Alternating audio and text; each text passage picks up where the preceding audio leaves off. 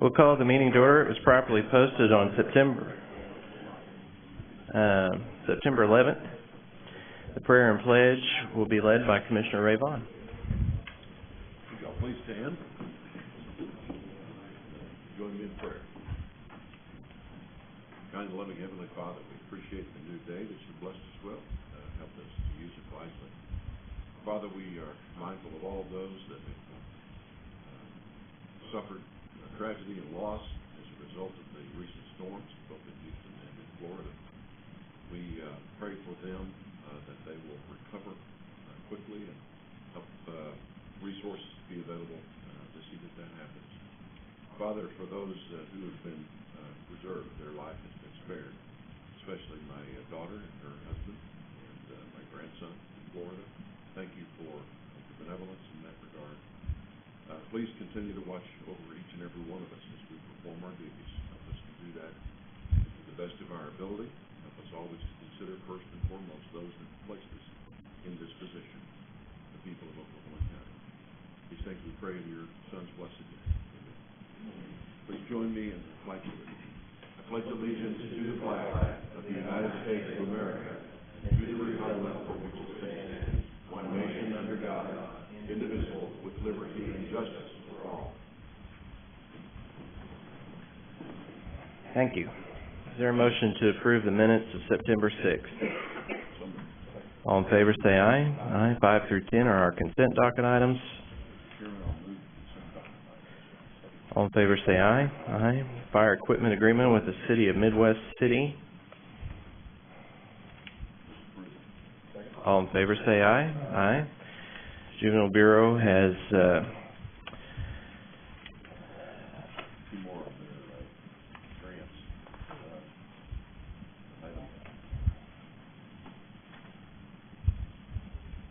12 and 13. 12 and 13 and 14. On that 12 and 13, one is to the Office of Juvenile Affairs. Oh, there she is. Okay, I was looking out in the audience. Okay. Jamie up here to talk about that. Are you ready? Yeah. This is for social services. Pardon me. This is you. Morning. Morning. I'm here with 3 items, and the first is to talk about the detention center costs and the per diem rate.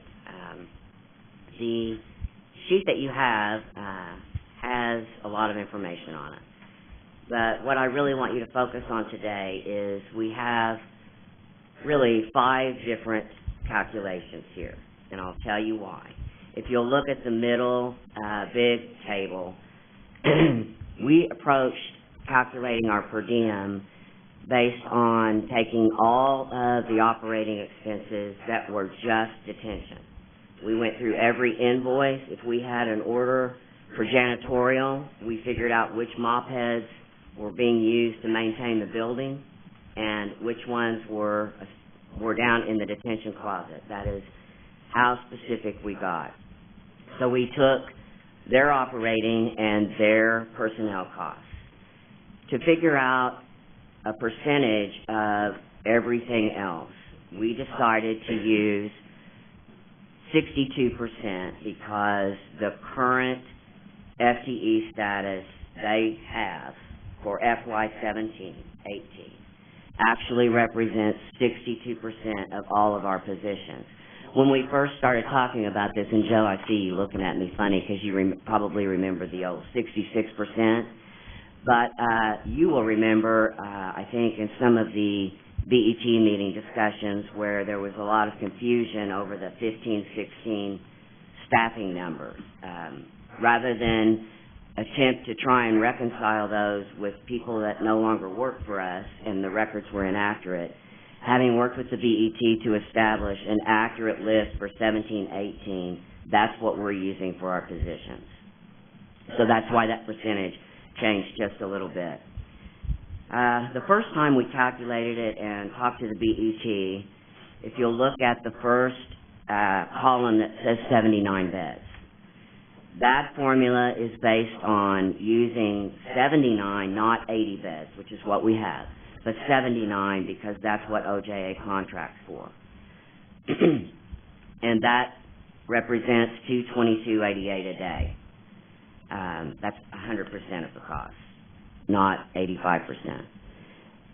When we discussed it in BET, they advised that we should be looking at a formula for 80 beds, since we had an 80-bed facility, rather than 79. So we adjusted that using the same operating and personnel numbers. That never changed, and calculated it with 80 beds. So that changed the figure just a little bit more, dropped it to 220. The next session that we worked together and went through this, we talked about how OJA reimburses us for our transportation costs, and that we had received $13,150 in reimbursement for the operating expense year that we're using. And should that money be subtracted from our costs? And so we decided that it should be, which raised our per diem back up to $219. The final discussion, and I don't know which method should be considered or what you want to do, but the final method, we had yet another discussion about reimbursements. And so there is one other reimbursement, and that is from the Department of Education, the Child Nutrition Program, which reimburses into the county's general fund based on formulas and what we do with that department. And for 15-16, the county general fund received $120,205. So the discussion continued about whether or not that money should or should not be deducted. When it lowered it down to $215.52. So that's why you have a range between $222 and $215. Now, the Tulsa County has a little bit different method. They have gone through a process, evidently in the past, similar to what we're going through now, where their commissioners evaluated the different methodology and were trying to determine how that detention center would calculate its actual per diem rate. Separate from whether they were receiving that or not, just wanting to know first, what is our actual cost? And that group of commissioners adopted a little bit different process. They took their operating costs for detention and they added 10%. They took 10% of that number of operating and personnel and added to it. And then they divided by the days, and they used the other significant differences. Rather than using beds in the formula, they used average count. So they were looking at average people occupying the beds, which ours was 58 in 15-16, versus how many beds do you have and how many are contracted for. They're all three a little different. So utilizing that methodology, it came to $214.82 if we were to use how they processed it. Now, they are claiming for 15-16 a per diem rate of $209. What we don't know is what are they including, because every one of these scenarios is not apples to apples. Even when you look at how OJA calculates per diem, it's not apples to apples. We don't know if they're counting the same items out of detention operating that we're counting. The costs aren't the same. The staffing that they have on their formula is different, and obviously the state's benefits run them about 40% on top of the salary, and their salary levels are not the same as ours in similar positions. They're not far off, but they are different. So each methodology is a little different, and I was asked to present this to you for your consideration. I don't know if you want to discuss it, if you want to pick a method that you're more comfortable with, but I'm happy to answer any questions. Sir, would you like to add something? Police Board, my name's Judge Harrelson, and I'm now signed over. I just came in here. I reviewed these numbers. I reviewed numbers OJA. I reviewed the last 3-year contract. Bottom line, what we're asking you today is to approve the contract extension through the end of this year. It's a good number. It's one we've been using. I know we've got 3 agenda items, so we can cover all our bases. We were supposed to be starting July 1st to get back into this, and things are delayed us getting there. And I know we get confused with the numbers and really get down in the weeds with it, but the bottom line is, we have a good contract that we all feel is good and appropriate, and that's what, of the 3 agenda items, that's the one we really want you to approve, is the contract extension for the next year. It represents numbers that we feel are appropriate for this fiscal year, and it'll give us time to really make the proper presentation and be ready for it next year. I'll have time to look at it and do it. That's really what I'm asking you to do today. I mean, I know they brought this to you because the last meeting there was a lot of discussion and a lot of confusion with it, and they spent a lot of work trying to narrow the numbers down and get them. Ultimately, we just asked them to approve, which I guess would be item number 14 of 12, 13, and 14. That's what we're asking you to do today. Questions of the judge? So did you use any of these scenarios, or did you just use what we used last year? I used what we used last year, and I continued on with that. I don't see there's a lot of difference. And this is actually a 3-year contract that we're extending 1 year, and we're not going to ask for just another extension next time, but I think this is where we need to be today. Questions of Jamie? Very thorough report. Appreciate it. Thank you. So, Looked at it. Jamie, Yes. Tulsa County's getting, or their number is $214 a day. Using their formula, our number would be $214 a day. Right, okay. Our number would be $214 a day. Tulsa County receives $91 per day currently Yes. for 55 beds. Okay. We receive, under the proposed contract, how much would our rate be? Our rate is $81.52. Which is less than what it was in the original year of the contract, right? They unilaterally took money. In 15-16, at the beginning of that contract year, it was $87.66, but due to a revenue failure, it was reduced to $81.52. Right. And there's some question as to whether or not that was applicable in this instance. Yes. So, given the fact that the numbers you presented are significantly higher on a per diem basis than what OJA is proposing in their contract, is it a fair statement to say that the county is potentially leaving money on the table that we're owed? I think what I would be comfortable saying there is that if we were to start by accepting OJA's per diem method, since the statute does set that it is their authority to determine how to calculate it, and that they also can adjust it based on revenue failure.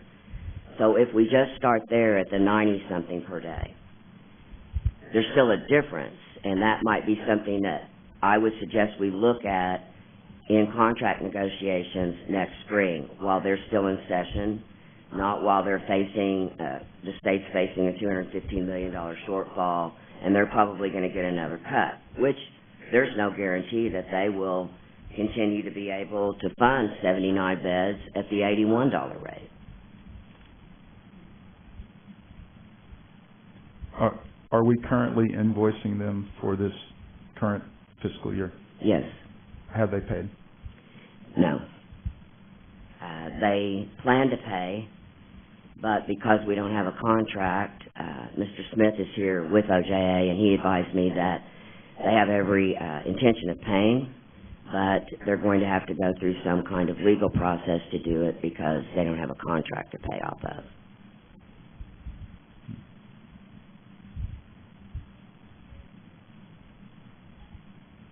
Is that because we simply haven't decided how we're going to? It's because we have not signed a contract. Right. So, I mean, they presented to us, I assume, the contract Judge talked about based on last year's numbers. Yes, sir. Okay. And that's what you're asking us to do today, or Mr. Judge? Yes.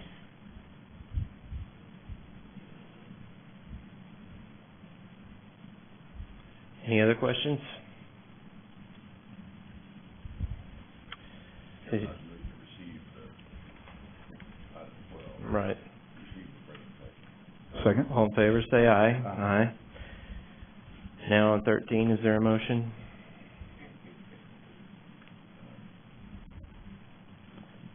File a claim for reimbursement of operating costs.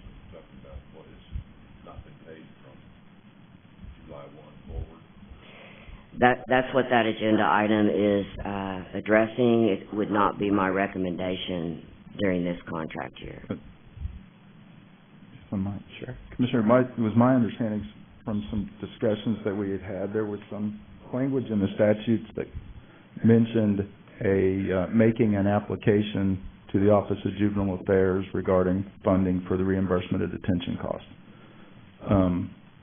Is that what this item is? Your Honor. I'll speak to that because I helped to draft that, and yes, that's what it is. That's not what we want. But if we're asking for direction from the board, because we feel we've got to do something. We either approve the contract or you give us direction on how you want to go. And that's why we put the items there, is to give us every opportunity to know what the board would like us to do. So 13 and 14 are alternatives. Yes, they are. And you prefer item 14. That's the extension contract, yes. Commissioners, given what we've heard with regard to the information presented regarding the per diem cost, that OJA is not currently paying a cost that I believe by statute they're mandated to pay, regardless of a contract or not. I was wondering if we might be able to defer these two items for 2 weeks, and perhaps we've had some discussions in executive session regarding this matter. It might be appropriate again to do so in order for the board to be able to hear from council regarding our options. May I speak? I would ask that the board consider not deferring the signing of the contract extension, because I do not believe that would prevent the board from filing a claim should they decide to. And Aaron might need to speak to that, or the judge. Okay. I can't vote for a contract that the DA hasn't signed off on, which I understand may be a matter of policy. But my boss would like an opportunity to discuss what alternatives are available to the county, given the per diem rate being significantly higher than what we're currently receiving. And at the end of the day, it might be she's perfectly willing, but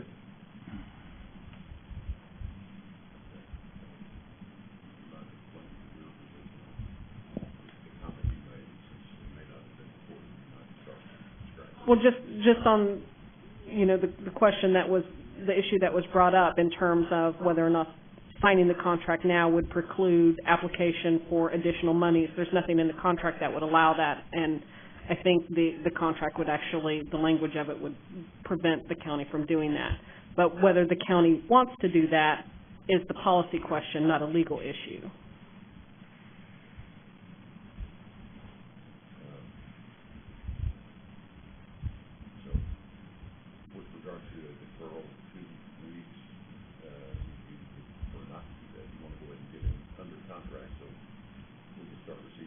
That would be ideal. We'll respect the commission, what they want to do, but I feel like we're getting down in the weeds in areas that just really aren't productive.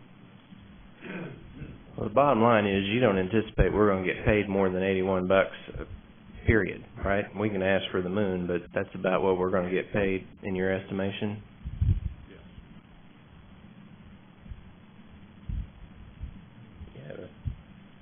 Feeling? I certainly, I can appreciate their position on this. I also would like to defer to Commissioner, if you feel like something productive would result from a 2-week delay. I don't know what that might be. At a minimum, one of the things that was discussed with the commissioner was, as Aaron pointed out in this contract, it doesn't allow for us to go back to OJA once we determine what number really is the cost and try to seek additional reimbursement. At a minimum, I think Aaron should draft some language, and we should at least send that back to OJA for their consideration. Where we're not locked in at the is it 81 roughly? $81 a day. I think we focus on the 81, or we focus on a per diem rate. The statute doesn't go to a per diem rate. It's a dollar amount. We've got a dollar amount that we feel is appropriate for something contract. The 8152. Well, the 2 million, Yeah. It is the 8152 a day. that's how you get to it, but ultimately it's 2 million. 629 million. Yeah. And Aaron, does the language regarding the revenue failure, is it still in this contract where they can just cut us? It's been some time since I've seen it, but my recollection is, yes, that it does still allow OJA to pull back monies notwithstanding the contract commitment. So if we sign the contract today, we still might not get the $81. Correct, and if I recall correctly, and if my memory's bad, somebody can please feel free to correct me. I believe it was maybe fiscal year 14-15. It may have been 15-16, but I think it was 14-15. Towards the end of the fiscal year, OJA did withhold money. I remember it. My recollection was it was relatively small, maybe less than $15,000, somewhere around in that. You mentioned it sort of in passing in your presentation. Maybe you know the specifics, but yes, it is in the contract, and they have done it in the past. I don't have the exact dates, but you're right. It was late in the year. It was maybe for April, May, June only. So what happens if we don't approve this contract for 2 more weeks? You're still going to continue to not be paid, is that correct? Jerry For sure. Smith is on the list of species with OJA. Sure. Would you like to address the board?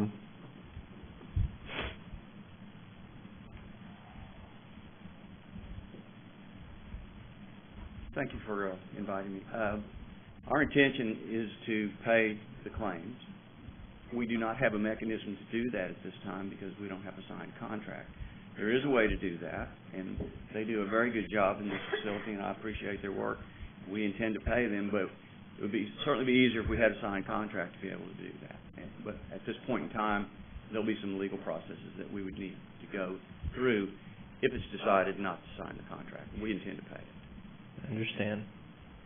Can you speak as to the possibility of filing a claim for additional reimbursement on some of these costs? Well, I'm not familiar with that happening in the past. That's ever happened before, but so I don't have an opinion on that.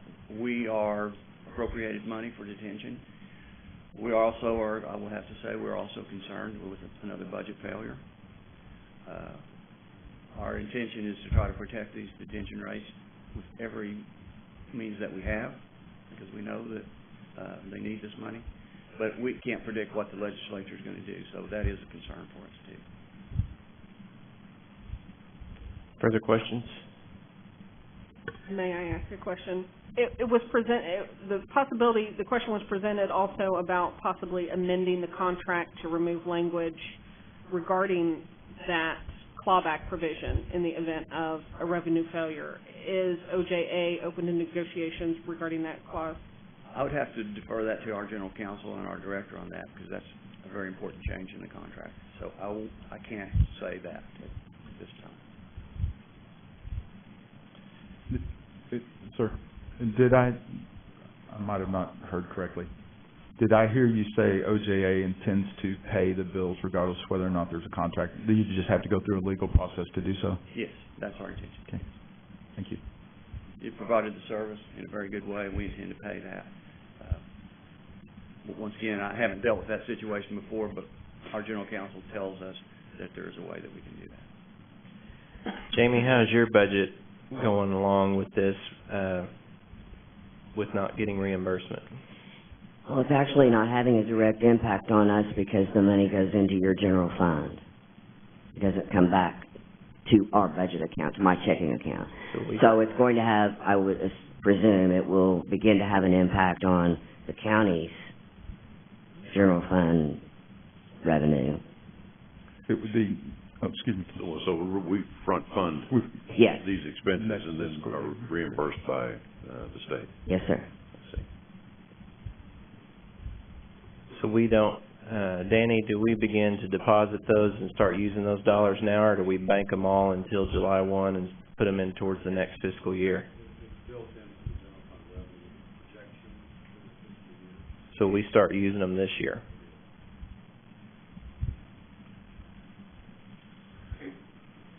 But it's early in the year, so I don't know that it would create a hardship, from a budgetary standpoint if we were to continue it for 2 weeks. Well, it depends on how long it takes to get the money, I guess, once we go ahead and sign the contract. Do you have any anticipation on what the delay on your end will be once that happens? Is it just like instant, or does it take time? Well, we process it immediately, and I would say within just a week or so. Okay. All right, well, with that regards to item 13, is there a motion? I'd, Thank you, everybody, for your time. Thank you. yes, thanks so much. I think that helped a lot in the clarity area. I would, move to, deny item 13. To deny or to defer? Well, I thought 13 was, to seek reimbursement of operating costs. I don't think that's gonna, happen. But I would move to defer 14 for 2 weeks. Am I misunderstanding the issue? I thought 13 was the item that would allow us to direct them to make application, which may or may not be one of the statutory necessities. So you're wanting a deferral on item 13 as 13 and well? 14, yes, sir. All right, I'll move, I'll change my Thank you, motion. Commissioner. Defer item 13 and 14 for 2 weeks. Second. All in favor, say aye. Aye. Aye. May I ask, did the board, it was brought up of a possible request for an executive session item to discuss, legal ramifications. Is the board want me to put something on that next week? That would be our Okay. office preference. Can do that. Yeah, thank you. Sharon, register me as a no, please. Okay. Thank you, everybody, for your time. Thank you, Commissioners. Social Services has items 15 through 18. These are our community grants. That's where I thought it was a second ago. Sorry for the confusion. You want to read off which ones they are? Well, yes, I'd move items 15 through 18. 15 is Positive Tomorrows, 16, the Brittville Community Food Pantry, 17, the YWCA Domestic Violence Shelter, and 18, Oklahoma Lawyers for Children. Second.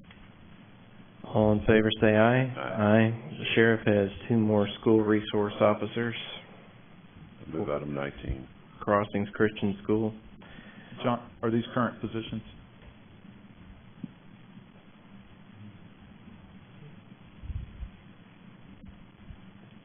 Yes, both of these items are current positions. We're not adding to. I also would like to add in the point, back in March when Sheriff Taylor took over, it was his directive that when these school resource officers are not being paid by the schools to be at that school location, their time is spent and will be spent adding additional staff to the jail.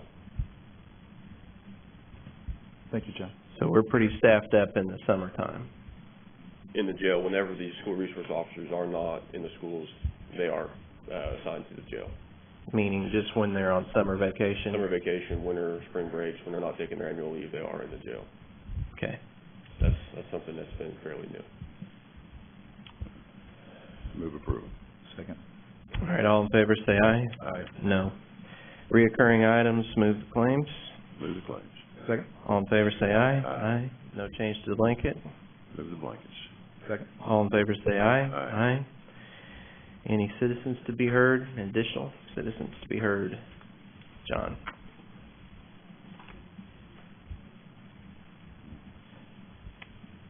Sheriff Taylor just wanted me to say thank you for everyone for the support you all have given, and also thanks to those who made it to the watch party last night. He would like to be here, but unfortunately, as he said last night, he's already hit the ground running. And at 8:30 this morning, he had a large meeting with jail supervisors and jail staff to kind of outlay the future. Thank you. Congratulations to the sheriff. Commissioner comments, District 3. Just build a little bit on what I said in my prayer. My family, my daughter's family, survived the tornado or the hurricane in Florida, and I'm very thankful for that.